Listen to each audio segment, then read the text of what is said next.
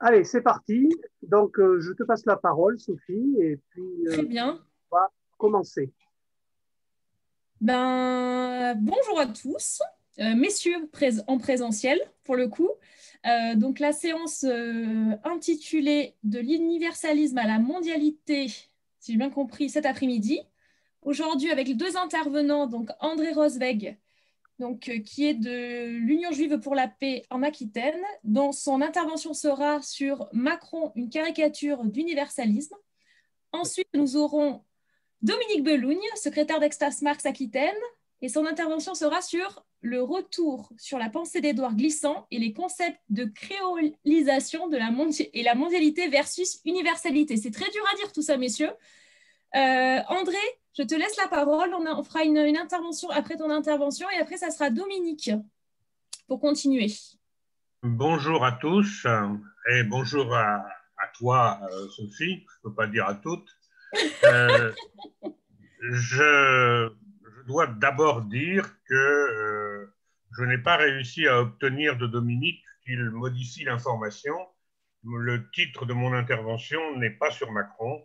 Le titre de mon intervention, c'est Laïcité de la peur, parce que vous en comprendrez le sens après m'avoir entendu. Le point zéro de mon intervention, c'est bien sûr une spéciale dédicace à Jean-Claude Gillet. Vincent a dit ce que nous avions perdu dans l'équipe des rencontres La classe ouvrière, c'est pas du cinéma, avec son départ. Je ne développe pas. Je ne développe pas non plus les contacts que j'ai pu avoir par ailleurs avec lui, les souvenirs que nous avons partagés de militants du PSU que j'ai connus à Caen, au Havre, à Périgueux, et que lui également a fréquenté. Alors pourquoi ce sujet, laïcité de la peur? C'est pour la raison suivante. Quant au-delà des raisons politiciennes, d'ego ou d'organisation, on s'interroge sur ce qui aujourd'hui constitue les obstacles fondamentaux à l'unité des anticapitalistes en France, écologistes inclus. J'en vois personnellement deux principaux. La question de l'Europe, faut-il annoncer d'emblée la volonté de sortie des traités, ou bien se placer dans une logique de désobéissance, ce qui renvoie bien sûr à la question du souverainisme, et aussi la question, pas forcément séparée, dite de la laïcité.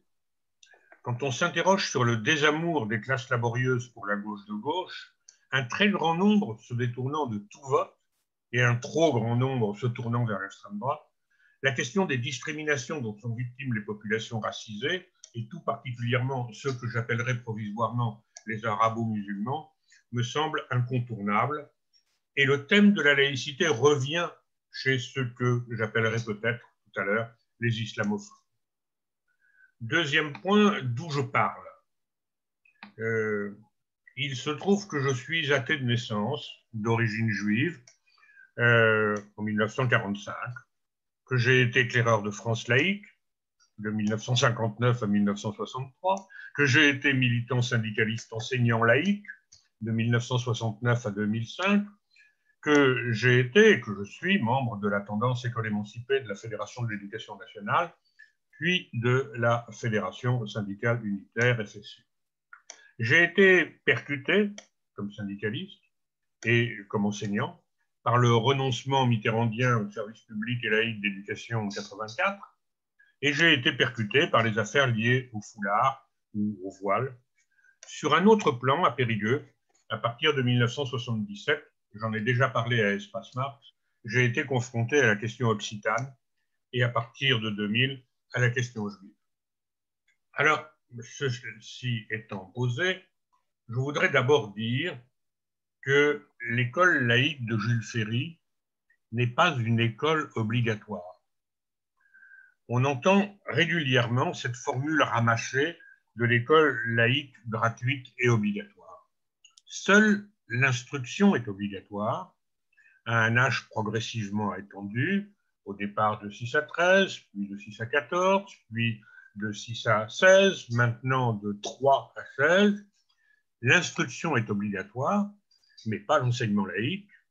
Depuis le début, l'enseignement privé a été maintenu. Fort heureusement, sans crédit public pendant une longue période. L'enseignement à domicile n'a jamais été strictement interdit, même s'il fait l'objet légalement d'un contrôle. D'autre part, cette école laïque ne vaut que pour la métropole, pas pour les colonies, on y reviendra peut-être, et encore aujourd'hui, la présence dans le système scolaire de la religion existe, on y reviendra. Point 4, l'école laïque n'est pas une école sans Dieu où les religions seraient ignorées. D'une part, bien sûr, parce qu'en tant que faits sociaux, les religions peuvent être dans les programmes scolaires à être enseignées. Et on retrouve cela à différents moments. Les religions du livre, comme on dit parfois, sont celles qui parfois ont été les moins explicitement enseignées parce qu'on considérait que la quasi-totalité de la population, des enfants, était enseignée sur la Bible, avait sur la Bible une information et un enseignement dans le cadre de leur religion et de leur éducation religieuse, catholique, protestante ou juive à l'école. Mais cela ne vaut pas, bien sûr, pour ce que l'on appelait traditionnellement les mythologies. Il m'est arrivé de demander à une inspectrice de philo qui faisait une conférence à l'IUFM à propos de la laïcité, qui parlait systématiquement des mythologies et des religions, et qui ensuite parlait du respect que l'école devait aux religions. Et je lui demandais en quoi les religions se distinguaient de ce point de vue-là des mythologies, en quoi nous devions respecter les religions et pas les mythologies. Et sa réponse a été très précise. C'est une excellente question. Point. Je pense que tout le monde ne sait pas que dans le programme de morale de l'école laïque, il y avait jusqu'en 1923 les devoirs envers Dieu. Il a fallu attendre 1923 pour que ces devoirs envers Dieu ne soient plus inscrits dans les programmes de morale. Et je crois qu'il faut dire également que la loi de 1905, qui va donc séparer l'Église et l'État, vous connaissez le terme, n'érige pas la laïcité en valeur et ne renvoie pas la religion dans la sphère privée ou intime. La loi de 1905 est un compromis passé, un compromis violent, parce que la volonté de la hiérarchie catholique n'est pas de passer ce compromis. Mais elle admet toute une série d'exceptions à ce qui pourrait apparaître comme devant être une stricte séparation des églises et de l'État. On continue à avoir les congrégations dans les prisons, on continue à avoir les congrégations dans les hôpitaux, et bien évidemment, en 1918, on ne revient pas sur le concordat existant en Alsace-Moselle. C'est ce compromis historique qui est passé est une bataille pour la laïcité, qui est d'abord une bataille contre la prétention de l'institution catholique à régir l'école, comme les lois sur la famille ou comme les lois sur la sexualité. Une bataille qui n'est pas close, puisque nous savons, sur les questions du mariage, du divorce, de l'homosexualité, vous savez bien quelles ont été les batailles d'arrière-garde que l'institution catholique notamment, mais d'autres institutions également, ont continué de mener. Aucun gouvernement depuis 1918 n'a remis en cause le concordat en Alsace-Moselle, les gouvernements ne voulant pas étendre à tout le territoire le remboursement des dépenses de santé à 100%, qui est le système d'assurance sociale prussien qui fonctionne encore, et ça a été le deal, qu'effectivement on maintienne ce concordat.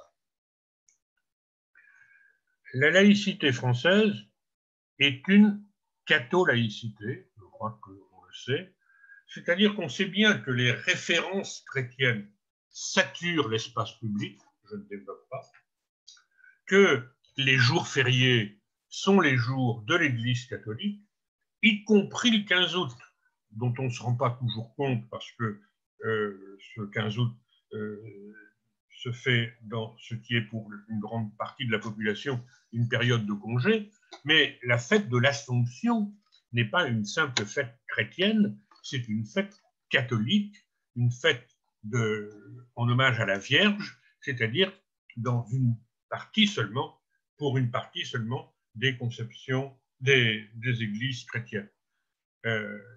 Là, juste un mot comme ça, j'ai découvert en 1978, quand j'ai fait mon premier voyage en Irlande, j'ai découvert à quel point le miracle des voix entendues par Bernadette à Lourdes n'était pas un simple miracle chrétien, mais un miracle catholique, parce qu'elle disait, Bernadette, qu'elle avait rencontré la Vierge Marie qui, probablement en occitan, lui avait dit « Je suis l'Immaculée Conception ».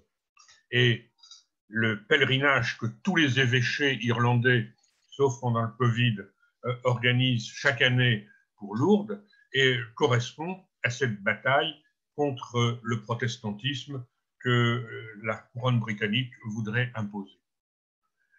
C'est aussi une fréquente participation des autorités à des cérémonies religieuses catholiques, y compris quand elles ont un sens théoriquement civil.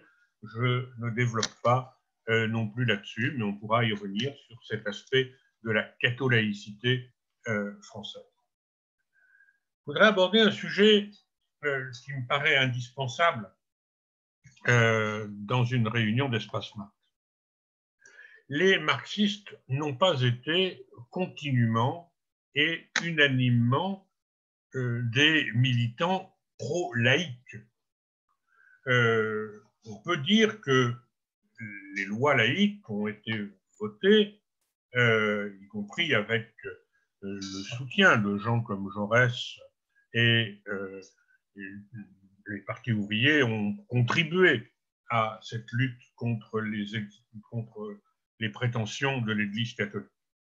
Mais dans la troisième période, ce qu'on appelle dans l'histoire du communisme, enfin, du mouvement communiste, on appelle la troisième période, le PCF était tout sauf militant de la cause laïque. Pour ne pas rentrer dans trop de détails, je prendrai un moment important qui est 1931, le cinquantenaire des lois Jules Ferry. Ce cinquantenaire des lois Jules Ferry fait l'objet d'une célébration officielle, et cette célébration officielle s'y associe les amicales et les syndicats réformistes, les amicales étant en train de se transformer en syndicats. Et la Fédération unitaire de l'enseignement, CGT, qui était animée par des syndicalistes révolutionnaires, qui ont souvent fait un passage par le PC et sont souvent sortis dans les années 20, qui avait un journal qui s'appelait l'École émancipée à l'époque.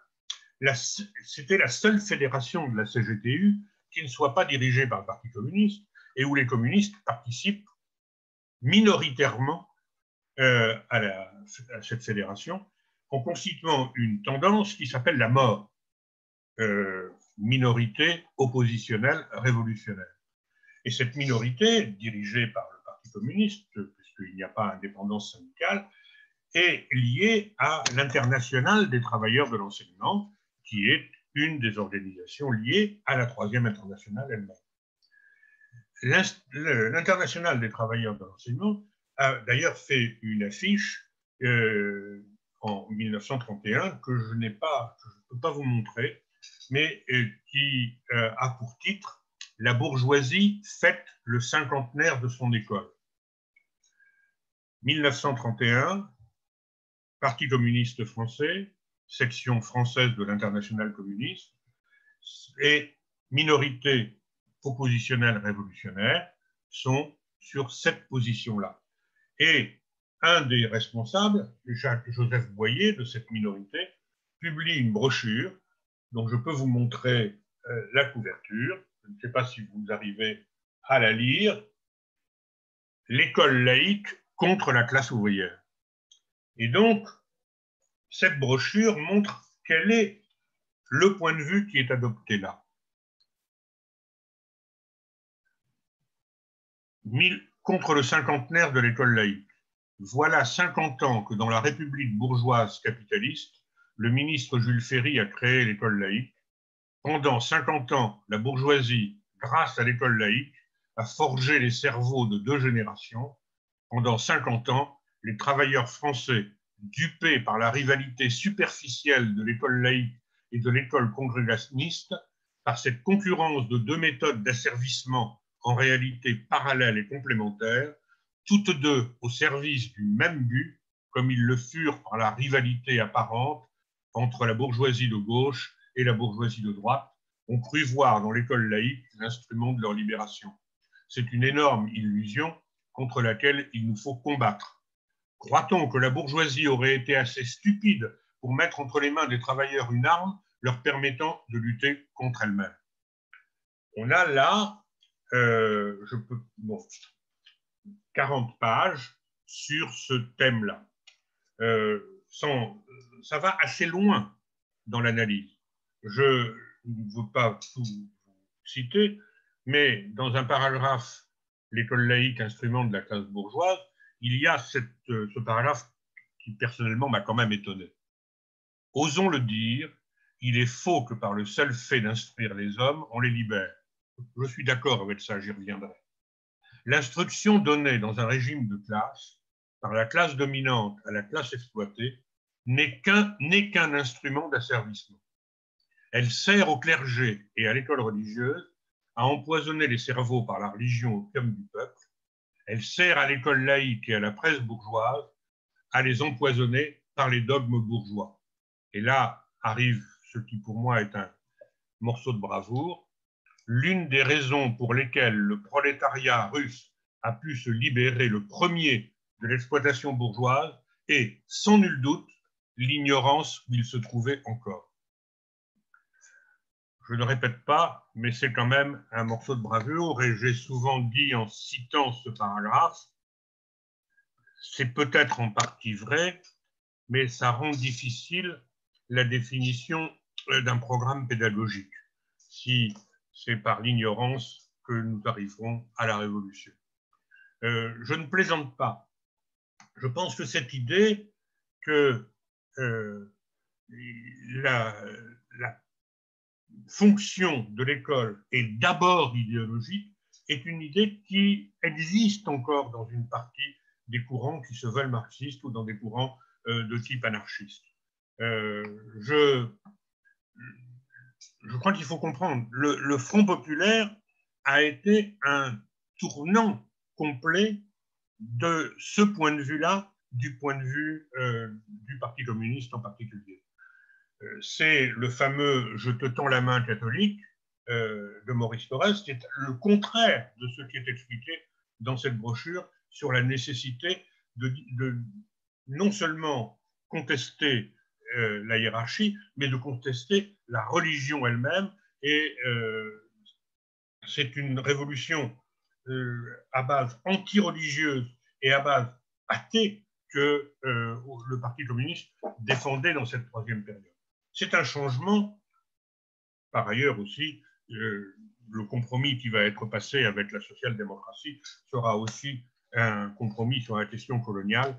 C'est un point autre. Le point commun, enfin, là où il y a continuité dans la position du Parti communiste en tant que parti, c'est dans le refus des idées nationalitaires et des langues régionales, dans l'unité de ce point de vue-là du prolétariat comme s'opposant à ces divisions.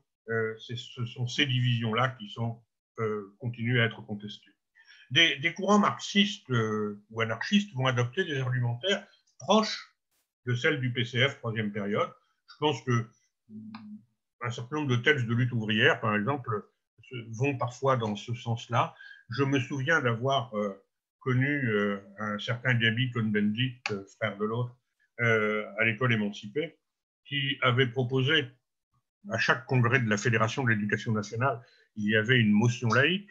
Il est arrivé que cette motion soit une sorte de motion d'unanimité pour indiquer que nous étions quand même d'une même famille, et dans d'autres cas, on montrait comment il fallait une motion école émancipée sur la question laïque, qui attaquait également le patronat, qui n'est jamais attaqué dans les motions laïques de la Fédération de l'éducation nationale.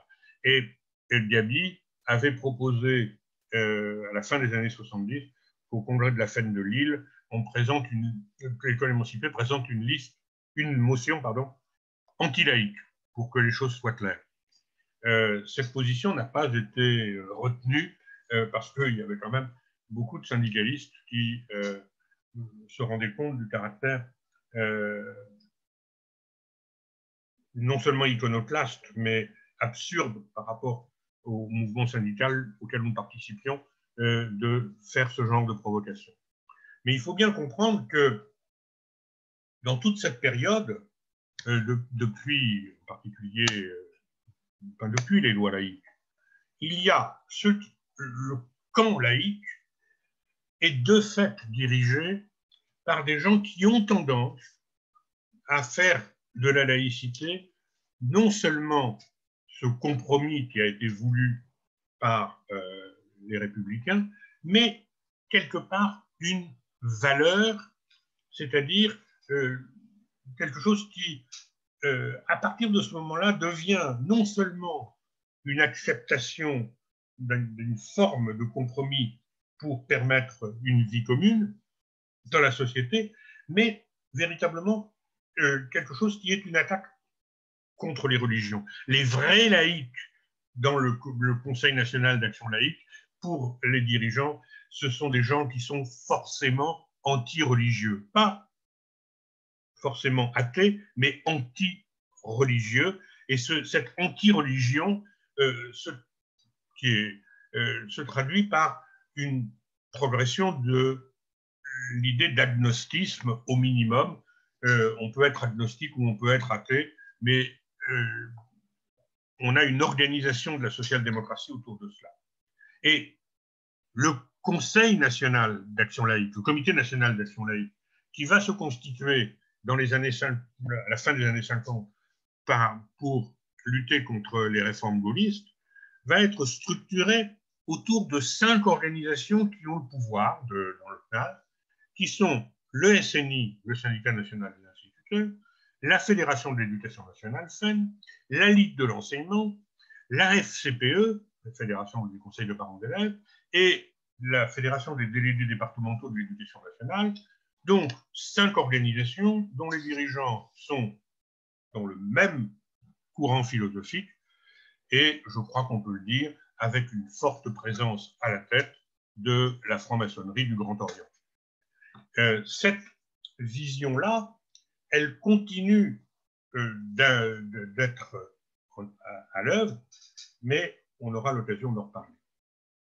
La remise en cause principale de la laïcité des 3e et 4e Républiques est, comme on le sait, la loi Debré de 59, qui est une grande défaite du Comité national d'action laïque. Elle est préparée par des lois qui écornent le système de base, à savoir à école publique, fonds publics, à école privée, fonds privés, avec les lois Barranger et les lois d'André-Marie. Elle est bien sûr marquée par cette loi Debré. Il y a un livre qui raconte toute cette histoire de la laïcité de ce point de vue-là. C'est le livre de Jean Cornec qui s'appelle Laïcité. Et ce livre, de Jean Cornec, reprend toute cette histoire. Jean Cornec était le président de la fédération qu'on appelait habituellement Fédération Cornec, qui était la fédération des conseils de parents d'élèves.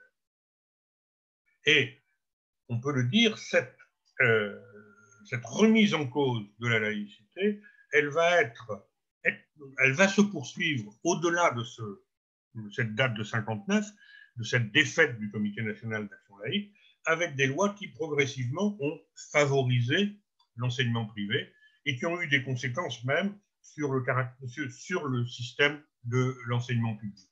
Étant entendu que l'école privée est un séparatisme qui est souvent un séparatisme plus social que religieux et que la concurrence des écoles se réfracte dans l'école publique elle-même à partir du moment où il y a des formes de concurrence.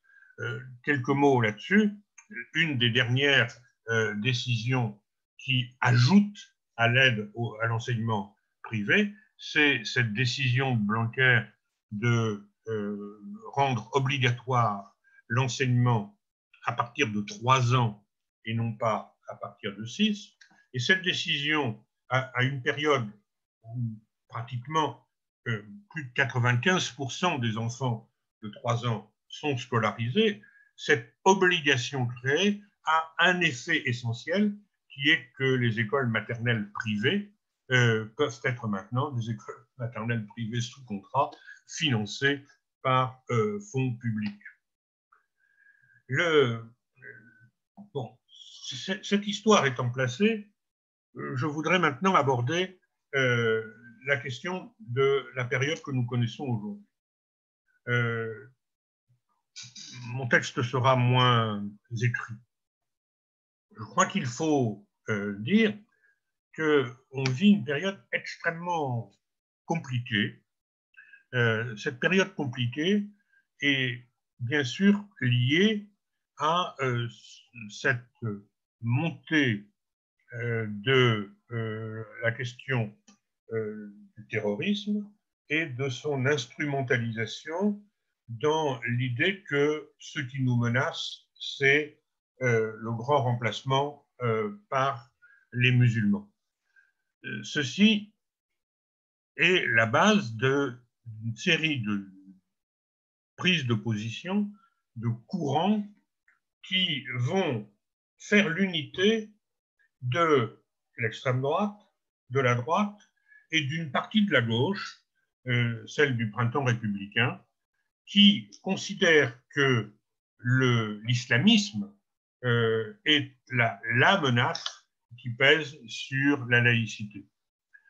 On a déjà vu ça, bien sûr, avec l'affaire du foulard, où on voit comment les affaires du foulard, les affaires du voile, où on voit comment on va stigmatiser les gens en considérant que porter un foulard pour une jeune fille, c'est forcément être dans une logique de prosélytisme. Cette interprétation-là, elle a été faite sur le foulard. On a été obligé, bien sûr, d'ajouter que les signes religieux ostentatoires étaient interdits pour toutes les religions. Mais on sait bien que c'est la religion musulmane et les populations qui s'y réfèrent qui étaient visées dans ce mouvement. J'ai le souvenir précis de la première affaire où j'étais, en ce qui me concerne, au lycée Bertrand de Born de Périgueux. Et j'étais un peu perturbé par cette affaire. En tant que militant laïque de toujours, cette idée du foulard au départ et de la manière dont ont été présentées les filles qui portaient ce foulard comme voulant à tout prix faire une propagande, un prosélytisme. Face à l'idée d'empêcher ce foulard, ma position était, bon, peut-être, parce qu'on était tous percutés par ça, peut-être, mais dans ce cas-là, profitons-en pour relancer effectivement la question laïque. Si il faut faire respecter la laïcité, alors allons jusqu'au bout, n'acceptons plus le concordat en Alsace-Moselle, n'acceptons plus le financement même de l'école privée et relançons cette campagne. Vous avez pu remarquer que la position que je défendais n'a pas été très suivi, puisque nous n'avons pas obtenu qu'il y ait une véritable campagne pour la laïcité sur l'ensemble de ce plan. Ce que j'ai entendu, y compris dans le lycée où j'étais, c'était de la part des militants laïcs le coût de l'enseignement privé, on l'a pris dans la figure. On a subi une défaite. On ne va pas nous imposer une nouvelle défaite avec l'acceptation du voile, l'acceptation du foulard. C'est-à-dire qu'il y avait et il y a eu cette idée que la lutte contre le foulard était une étape supplémentaire dans la remise en cause de la laïcité, une étape de plus, sans voir que cette étape, elle n'était pas une étape générale, mais qu'elle s'adressait à une partie de la population, et c'était pas et laquelle. Ça, je crois que c'est quelque chose d'important.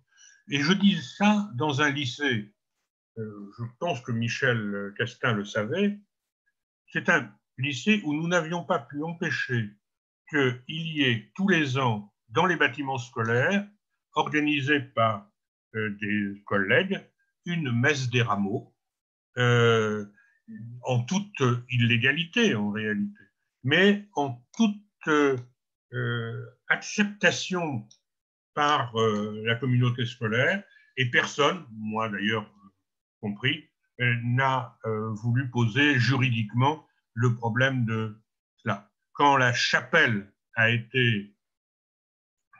Ah, j'ai dépassé mon temps déjà. Quand la chapelle a été consacrée par des élèves qui en faisaient une permanence à d'autres cultes, en particulier au priapisme, il y avait le magnifique sexe masculin qui avait été tagué dans les murs de la chapelle du lycée Bertrand de Born, puisque le lycée Bertrand de Born a sa chapelle. La messe des rameaux a eu lieu dans la salle de spectacle, mais je ne peux pas en dire plus, je n'y étais pas. J'ai l'impression d'avoir introduit le sujet que je vais traiter maintenant, à moins que je m'arrête pour respecter le temps. Disons quand même en quelques mots. Un, je vous signale quand même que cette question-là est abordée de façon, je trouve, très correcte et intéressante par un hebdomadaire que j'ai reçu qui s'appelle L'Humanité Dimanche et qui aborde ce terrain de la laïcité en montrant toute l'ambiguïté de cela, très opposée à la logique de détournement de la laïcité que représente le printemps républicain. Je tiens à le signaler. J'aurais voulu parler de ce que mon camarade Jean-Pierre Lefebvre et l'association Pourquoi pas est en train de promouvoir, notamment pour le 9 décembre, pour planter un arbre de la laïcité à l'école. Il semblerait que le département de la Gironde s'associe à la FCPE et à l'association Pourquoi pas pour promouvoir le fait de planter des arbres de la laïcité à l'école. Je vous avoue que dans le contexte où nous sommes, je trouve ça intéressant et en même temps peut-être inquiétant dans la mesure où il y a cette instrumentalisation de la question de la laïcité aujourd'hui. J'attire votre attention également, et ce sera mon dernier mot, non, mon avant-dernier mot, sur le fait que le courant représenté par Jean-Louis Bianco et Nicolas Cadenne et qui animait l'Observatoire de la laïcité a sorti un certain nombre d'ouvrages qui mettent les choses en particulier au point et expliquent, par exemple, en quoi la laïcité n'est pas une valeur. Et en dernier point, je vous signale que j'ai lu, mais je peux l'envoyer, l'article de Mediapart d'hier qui montre comment Olivier Faure, secrétaire général du Parti socialiste, décide d'engager la question de la laïcité comme la valeur république sur laquelle il compte pour relancer le Parti socialiste, et cela dans l'esprit du printemps républicain et en rendant hommage à Manuel Valls, ce qui nous ira droit au cœur. Ben, merci André. Ça serait bien que oui, les références de l'article, le dernier article que tu viens de citer, peut-être il est intéressant. Donc si on a les références, si c'est celui d'hier, on pourra le récupérer et chacun le lire de notre côté. Bon, mais maintenant, on a un temps d'échange entre nous. Si vous avez des questions ou des interventions sur ce beau sujet, ben, déjà, il y a Dominique qui vient de s'inscrire aux yeux de tous. Dominique. Oui, quelques réflexions. D'abord, merci André pour ce travail un petit peu de rappel de certaines périodes, je dirais, dans le rapport entre le mouvement social, le mouvement ouvrier et la laïcité. Et effectivement, pour éclairer peut-être un peu le débat, c'était la période au niveau du Parti communiste dite classe contre classe, et c'était la période, je dirais, où d'une manière rapide, en clair, l'idéologie dominante étant l'idéologie de la classe dominante, c'était forcément l'idéologie qui était enseignée à l'école publique, et laïque, entre guillemets. Et donc, du coup, ça aide un peu à comprendre, ça ne veut pas dire excuser, mais à comprendre pourquoi il y a pu y avoir ce comportement radical à l'égard de la laïcité. Donc, je pense que toute clarification est toujours utile pour permettre justement d'avancer. Comme tu sais que je partage beaucoup la critique que tu fais, et la critique qu'on a eue à l'égard du printemps républicain, de Manuel Valls, et de la manière dont on a instrumentalisé, je dirais, le voile et puis d'autres aspects pour stigmatiser, je dirais, la composante musulmane française, comme d'ailleurs Macron est en train d'accentuer le faire avec la loi sur le séparatisme. Je crois que c'est important de resituer ces éléments et pour éviter, je dirais, de tomber dans le piège que certains, dans lequel certains peuvent tomber en toute bonne foi. Je pense à un des intervenants des rencontres qui n'était pas évidemment très d'accord avec l'intervention d'Olivier Lecourt-Grandmaison, mais qui continue, je dirais, à ne pas prendre en compte la dimension politique et particulièrement aujourd'hui d'un certain nombre de questions que tu viens d'évoquer, André. Voilà, tu vois, c'est un commentaire, mais j'ai beaucoup apprécié ton intervention, comme j'ai apprécié dans l'histoire d'Espace Mars, comment tu nous as aidé à mieux appréhender la question des langues régionales, comme tu nous as aidé à avancer sur toute une série de questions.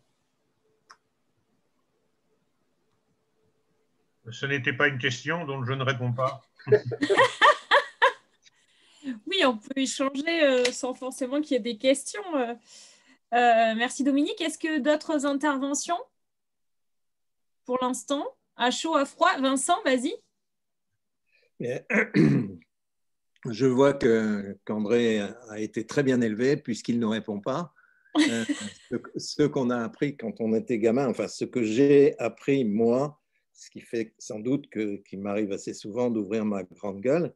Bon, ceci étant dit, j'ai tout à fait apprécié l'intervention dans son ensemble, l'intervention en général et l'intervention en particulier avec un S, comme l'aurait dit Raymond Queneau.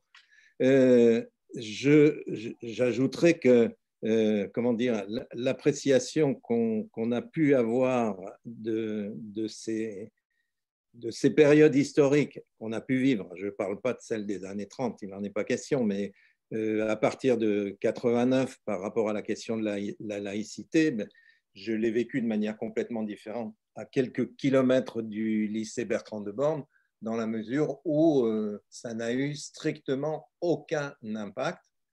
Aucun élève ne portait le voile.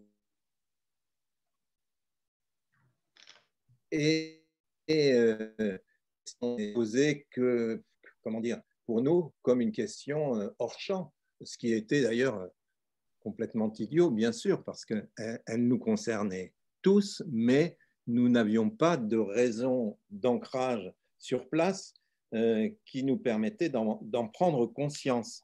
Et ça semblait un débat dans le vide, dans le vague.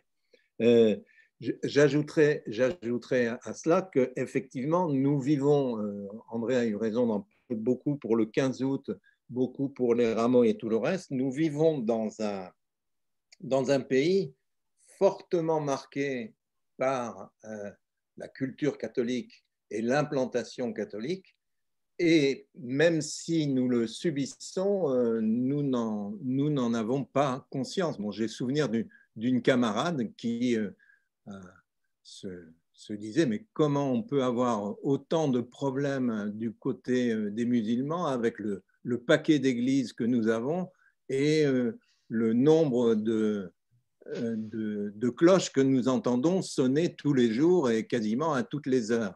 Et ça me faisait penser à un passage dans Les Caprices de Marianne de Musset où un des personnages comme ça se plaint d'avoir à subir ces cloches sans les avoir du tout demandées. Alors il faut dire que ces cloches ont largement été relayées par un autre type d'intrusion, je veux dire, par exemple, la musique dans tous les supermarchés qui nous est imposée au même titre que les cloches quand on passe devant ou quand on entre dans une église.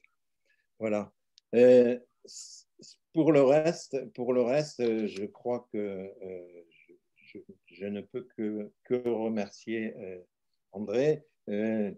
Et en même temps, je crois que j'ai comme l'impression que le combat et l'échec du combat mené par le groupe CNAL, SNI, FEN, FCPE, etc., il y a quelques dizaines d'années, n'est plus le combat du jour et ne pourrait plus être le combat du jour.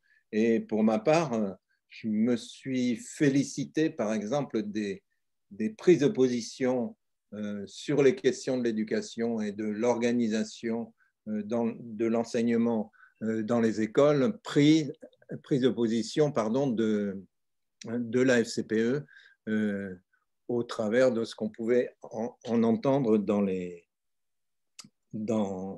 médias. Un dernier tout petit point, je crois que, évidemment, ceux qui pensaient que la révolution russe avait été possible parce que les Russes étaient ignorants, je pense qu'ils se fourvoient totalement, bien sûr, totalement. Je crois que c'est comment dirais-je, une illusion qui se perpétue dans nos rangs sous des formes beaucoup plus masquées, mais qui existent et qui font dire, par exemple, tant qu'on n'aura pas assez souffert, on ne fera pas la révolution. Ça, on l'entend très souvent et on l'entend depuis des dizaines d'années. Ou encore, laissons-les causer et nous agissons. Il y a ce refus de l'alliance de la réflexion théorique, de l'apprentissage et de l'action pratique. C'est un obstacle qui existe encore de nos jours. Et contradictoirement, je voudrais ajouter qu'il y a une autre illusion, à mon avis, qui consiste à penser qu'on peut régler tout par une éducation meilleure. Et cette illusion, elle est diffusée abondamment par la droite, qui évidemment, pour être, comment dirais-je, en cohérence avec elle-même, organise la casse de l'école, mais elle existe aussi dans nos rangs ou chez nos proches qui pensent que un petit peu plus d'éducation suffirait. Pour ma part, je crois qu'il faut se battre comme des chiens pour développer une éducation offerte à tous et la plus égale possible. Et de ce point de vue, il y a d'énormes progrès à faire, et notamment l'augmentation du pouvoir d'achat me semble un élément déterminant, même s'il n'est pas le premier auquel on pense. Et la deuxième chose que je voudrais ajouter, c'est que bien évidemment, on l'a vu dans les attentats de 2001, chez les nazis, il y avait des gens d'un très haut niveau de formation. Donc soyons clairs, le très haut niveau de formation peut être évidemment complètement instrumentalisé ou tourné contre tout ce qu'il y a de neuf et de novateur. Et il y a de très grands chercheurs et de très grands universitaires du 19e siècle qui étaient des racistes patentés et qui élaboraient des théories pour justifier le racisme, par exemple. Voilà. Merci Vincent. Oh, vas-y André. Bon. Ah, tu réponds. Alors, cette fois-ci. Plusieurs remarques après ces interventions. Peut-être que ce que je n'ai pas dit dans la contradiction de ceux qui ont voulu interdire le foulard à l'école, c'est bien sûr que soit ils organisaient la déscolarisation de ces enfants, c'est-à-dire qu'ils les renvoyaient hors de la possibilité d'être dans un lieu autre que le lieu clos familial, soit pour une autre partie de cette jeunesse de famille musulmane, ils se sont retrouvés avec le foulard à l'école, mais à l'école privée. Ce n'est pas un secret. Les filles de Tarek Ouroux peuvent porter le foulard en allant à Saint-Jeunesse. Ça fait partie de cette contradiction de la bataille laïque où non seulement on accepte de réduire la bataille à l'école laïque, mais on accepte de perdre des élèves et les renvoyer dans des structures ONI parce qu'on ne veut pas qu'ils aient un truc sur la tête. Ça, c'est une première chose. Deuxième chose, à propos de l'école et de l'ignorance, je pense que, bon, je confirme ce que dit, mon accord avec ce que dit Vincent, la formule de Victor Hugo qu'on a vue sur les pancartes dans nos manifestations de défense de l'école publique, à savoir qui ouvre une école ferme une prison, est une vision bien évidemment réductrice et fortement sympathique, mais qu'on ne peut pas penser être au pied de la lettre. Et ce qui est vrai dans la brochure sur l'école laïque contre la classe ouvrière, c'est le caractère idéologique des programmes, à un niveau plus ou moins fort, mais à un niveau qui a toujours existé. Le manuel d'histoire que la Fédération unitaire de l'enseignement avait édité et que la mort trouvait plein de compromis par rapport à une analyse critique du capitalisme, avait quand même été interdit dans la plupart des départements. Je fais partie, au titre de l'Union juive française pour la paix, d'un groupe de travail sur le contenu des manuels scolaires de nos collèges et lycées concernant Israël-Palestine, et on voit comment une analyse objective apparaît comme une évidence, c'est-à-dire que nous avons affaire à un conflit, comme on dit, qui est un conflit colonial. On a affaire à la résistance d'un peuple face à la colonisation de peuplement qui lui est imposée sur son terrain. Eh bien, cette évidence-là, elle n'est évidente pour aucun des manuels scolaires. Il y a théoriquement liberté des manuels scolaires, mais aucun ne fait sur ce conflit, sur ce territoire, une analyse raisonnable. De ce point de vue-là, l'idéologie dominante n'est pas forcément... L'idéologie dominante des manuels scolaires, ce n'est pas Trump et ce n'est pas Netanyahou, mais ça n'est pas, effectivement, toute une série d'analyses sont absentes pour faire comprendre un certain nombre de phénomènes, que ce soit sur la question... dans notre guide du Bordeaux colonial, nous disons nous citons Aimé Césaire, puisqu'il y a une rue Aimé Césaire, et nous citons ce qu'il dit dans Question du colonialisme, où il dit le capitalisme n'a pas résolu deux questions. On pourrait penser qu'il y a beaucoup plus de questions qu'il n'a pas résolues, mais il dit non, il y a deux questions qu'il n'a pas résolues. La question prolétaire et la question coloniale. Ça fait déjà beaucoup de choses. Et effectivement, je crois que nous avons à comprendre que l'éducation qui est donnée, y compris dans les écoles laïques, ne permet pas forcément de comprendre aujourd'hui la question coloniale et la question prolétaire.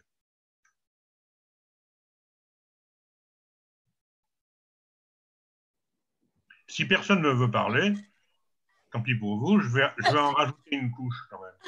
Très bien. Sur un point qu'on n'a pas abordé à propos de l'islamisme et de l'injonction qui nous est faite d'être Charlie depuis quelques années. Je suis personnellement très attaché à la liberté de penser, à la liberté de conscience, à la liberté d'expression et même au droit, au blasphème. Mais quand on l'entend un certain nombre de gens, on a l'impression que cette injonction à être Charlie, ce n'est plus d'exercer le droit au blasphème, c'est l'injonction du devoir de blasphème. Et je voudrais maintenant quand même que l'émotion est retombée. J'ai été sidéré comme un très grand nombre de gens, par le crime atroce dont notre collègue Samuel Paty a été victime. Mais on a eu l'impression pendant quelques heures, pendant quelques jours, que Samuel Paty était le héros de la liberté de conscience parce qu'il avait, en classe de 4e, fait discuter les caricatures, et notamment une caricature qu'il aurait présentée aux élèves de 4e et qui était quelqu'un censé représenter Mahomet à 4 pattes, les couilles pendantes, avec une étoile musulmane à la place de l'anus. Eh bien, je dois dire que je trouve la manière dont, que le fait que des menaces de mort ont été portées contre lui est insupportable, que l'assassinat dont il a été victime est insupportable, que rien ne justifie, ça a été expliqué, rien ne justifie un tel crime, mais que c'est une belle connerie pédagogique. En ce qui me concerne, il me paraît évident que ce n'est pas en provoquant des élèves de 13 ou 14 ans par un tel spectacle, en sachant qu'en plus, il crée forcément division à l'intérieur de la classe, qu'on va aujourd'hui faire progresser la compréhension de quoi que ce soit. Les mêmes n'auraient pas réagi de la même façon si on avait vu un Macron à 4 pattes, à poil, avec je ne sais quel sigle à la place de l'anus et en train de montrer sa dévotion au grand capital. Là, on aurait dit que c'était quelque chose d'insupportable. Les mêmes n'auraient pas accepté et nous auraient dit que le droit à la caricature a des limites. Ce n'est pas le droit qui a des limites, c'est la responsabilité que l'on a. Aujourd'hui, même si les dessinateurs de Charlie pensent réellement, sincèrement, qu'ils ne sont pas islamophobes, mais qu'ils sont anti-religieux et qu'ils font caricature pour propagande contre les illusions religieuses. Socialement, ils doivent comprendre quel est l'effet de leur travail. Or, aujourd'hui, attaquer, provoquer une population discriminée en rajoutant, non pas en attaquant le roi Faisal ou les dirigeants et les dictateurs arabes, mais en attaquant ce à quoi des gens croient. De cette façon-là, c'est un droit qu'ils ont, mais on a le droit de dire qu'on pense que c'est une connerie. Merci André. Est-ce qu'il y a une dernière intervention? Et peut-être qu'ensuite on passe à ton intervention, Dominique. Sur le silence de Michel m'inquiète. D'accord. Est-ce que c'est inquiétant? C'est de qui? Oui, je ne sais pas, on m'entend là? Oui. Oui. Non, André, ne sois pas inquiet par mon silence. C'est un silence approbateur dans l'ensemble. Même si j'ai été extrêmement déçu au début par ton intervention, parce que j'attendais un exposé sur Macron, parce que je trouve qu'on n'en entend pas suffisamment parler en ce moment, et j'aurais bien aimé t'entendre là-dessus, et j'ai été fortement déçu. Bon, toute plaisanterie mise à part, non, j'ai été très intéressé par ton exposé, dont je partage, je dois dire, tout à fait l'essentiel.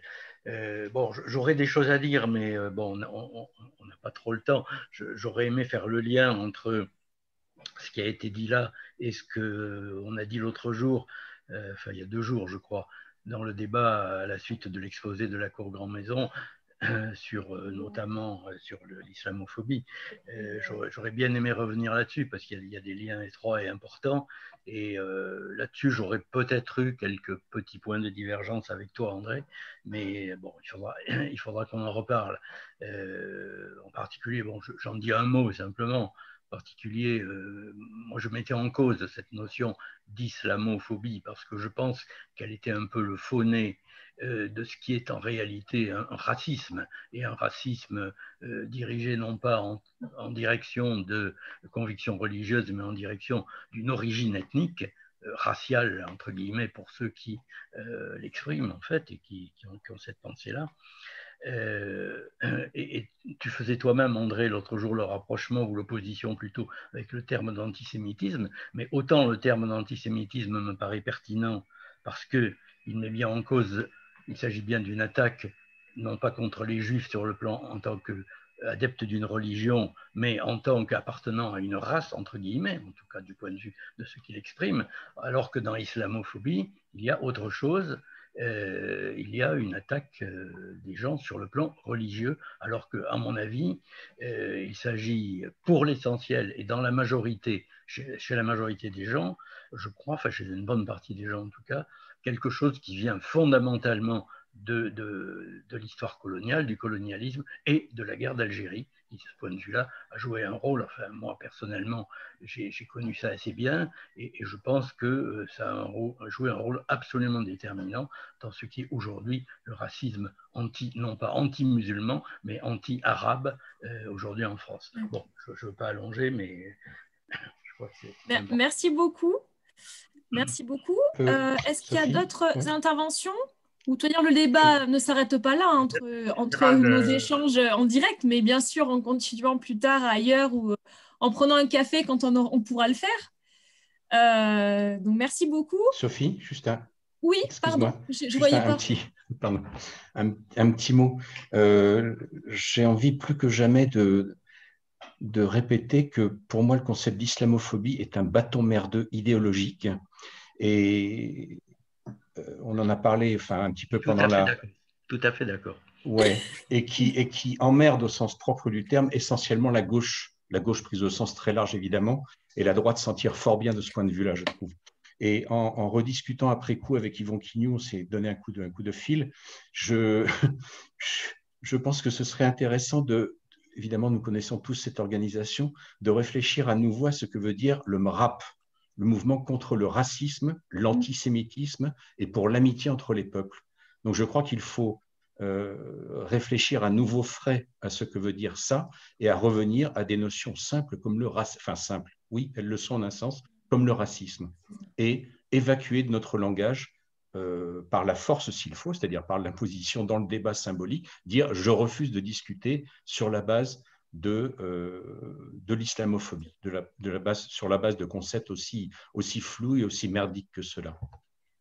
Voilà, c'était juste une Bien, nous en resterons à ce désaccord, mais sur la question de l'universel, je vous redis, lisez La pensée blanche de Lilian Thuram, que j'ai chroniqué sur la clé des ondes, dans l'émission Livre du Bordeaux colonial. Je pense que, et sur cette question de, c'est un peu la réponse à Michel, je pense que Macron est l'exemple de quelqu'un qui a de l'universel la vision du blanc occidental. Et on aura peut-être l'occasion d'en reparler dans les semaines ou les mois qui viennent.